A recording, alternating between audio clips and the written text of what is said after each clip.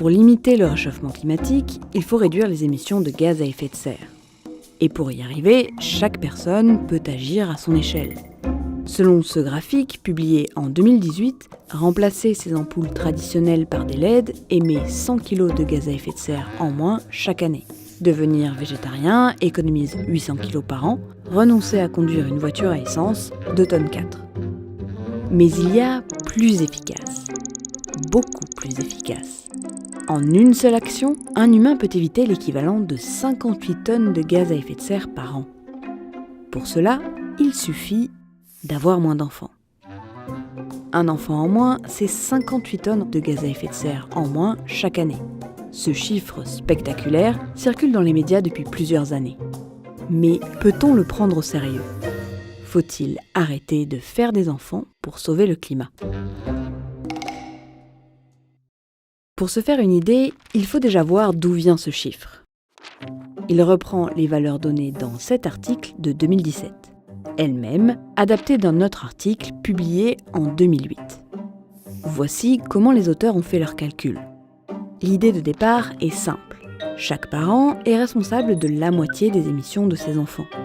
Et ce, à chaque génération. Pour chaque nouvel enfant, un parent est donc responsable de la moitié des émissions de cet enfant, d'un quart des émissions de ses petits-enfants, et ainsi de suite. Le poids total de ces émissions dépend de 3 paramètres. 1. Le taux de fécondité. Plus il y a d'enfants, plus il y a de gaz à effet de serre. 2. L'espérance de vie. Plus les enfants vivent longtemps, plus ils en émettent. Et bien sûr, 3. Les émissions moyennes de gaz à effet de serre par personne.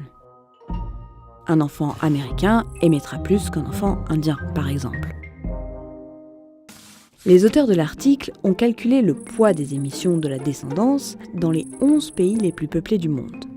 Selon eux, la descendance issue d'un enfant émet donc 9 441 tonnes de CO2 aux États-Unis, 1 384 tonnes en Chine et 171 tonnes en Inde.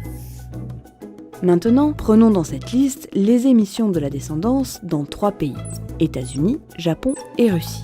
La moyenne de ces 3 chiffres donne 4 655 tonnes. Pour comparer à des émissions de CO2 annuelles, divisons le tout par un nombre d'années. Prenons par exemple la durée de vie moyenne du parent à l'origine de cette descendance. Disons 80 ans. Et voilà, on retrouve le chiffre du graphique de départ. Lorsqu'un humain fait un enfant, c'est comme s'il émettait 58 tonnes de CO2 chaque année. Sauf que, ce chiffre pose plusieurs problèmes. D'abord, c'est une moyenne sur 3 pays, pas forcément représentatifs, à partir de chiffres qui datent de 2005. Ensuite, il considère que les émissions de CO2 par personne vont rester constantes pendant des siècles. Or, depuis 2005, elles ont déjà augmenté pour la Chine, par exemple, mais elles pourraient aussi, dans le meilleur des cas, diminuer fortement pour respecter les engagements internationaux de réduction de l'effet de serre. Enfin, et surtout, ce calcul comptabilise des émissions sur plusieurs générations, dont certaines ne sont même pas encore nées. La plupart de ces émissions n'auront donc pas lieu sur la durée de vie du parent. Quand on parle de 58 tonnes par an, ce sont des émissions futures et hypothétiques, qui vont s'étaler sur des décennies, voire des siècles. A l'inverse, si on reprend toutes les autres recommandations, elles ont un effet plus rapide. Changer ses ampoules, ne pas prendre l'avion, arrêter la voiture, ce sont des émissions en moins à court terme. Or, on sait justement qu'il est urgent de baisser nos émissions dès maintenant. Maintenant qu'on a compris les limites de ce chiffre, essayons tout de même d'imaginer ce qui se passerait à grande échelle si on faisait moins d'enfants. Prenons le cas de la France. Depuis les années 60, sa population a augmenté. Et voici son taux de fécondité. Il est parmi les plus hauts d'Europe. Imaginons qu'on applique une politique très restrictive sur les naissances. Par exemple, un enfant par femme. Le taux de fécondité descend non pas à 1, mais autour de 1,5. Pourquoi ? Parce que les démographes s'accordent à dire que les mesures de contrôle des naissances, même les plus restrictives, n'ont qu'un impact modéré sur l'indice de fécondité. En Chine, par exemple, la politique de l'enfant unique a abouti à un indice de fécondité autour de 1,5. imaginons une telle évolution de l'indice de fécondité en France. C'est comme si un tiers des couples en âge de procréer décidaient d'avoir un enfant de moins. Ce scénario extrême a été étudié par l'INSEE. Regardons ce que ça signifie pour la population totale. Elle diminue, mais très progressivement. Si on compare au scénario actuellement le plus probable, cela représente une diminution de seulement 5% par rapport à la population estimée en 2050, et autour de 8% en 2070. Cela peut sembler étonnant, mais c'est en fait dû à un phénomène connu, l'inertie démographique. Cela se comprend mieux en regardant l'évolution de la pyramide des âges. Même si le nombre de naissances chute, il reste encore beaucoup de personnes dans les tranches les plus âgées de la population, qui continuent à faire des enfants. Maintenant, qu'est-ce que tout cela veut dire pour les émissions de gaz à effet de serre ? Il se trouve que plusieurs études ont montré que les émissions dépendent de l'âge. Voici ce que ça donne pour un habitant des États-Unis au cours de sa vie. Et pour la France, en première approximation, ça donnerait donc à peu près ça pour l'empreinte carbone. Sachant que sa valeur moyenne se situe autour de 10 tonnes d'équivalent CO2 par an et par personne. Elle est plus faible pour les enfants et atteint son maximum entre 40 et 80 ans. Réduire la population plus jeune sans réduire la population plus âgée aura donc un effet assez faible sur les émissions à moyen terme. Dans le cas de l'enfant unique en France, on passe de 694 à 682 millions de tonnes d'équivalent CO2 par an en 2050. Soit moins de 2% d'émissions annuelles en moins. Et en 2070, c'est moins de 6% de réduction des émissions. Comparativement, selon l'évaluation d'une association d'experts sur le climat, rénover l'ensemble des logements anciens pourrait faire diminuer d'environ 8% les émissions françaises chaque année. Avec moins de 2% de réduction, la baisse de la natalité laisse donc la France très loin de ses engagements pour 2050. À savoir, réduire de 80% notre empreinte annuelle pour atteindre la neutralité carbone. À l'échelle de la France, faire moins d'enfants aurait donc un effet assez dérisoire sur les émissions de gaz à effet de serre.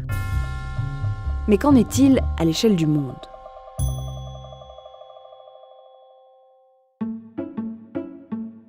Les études des effets d'une réduction de la population sur le climat sont peu nombreuses et assez discutées. Celle qui fait référence date de 2010.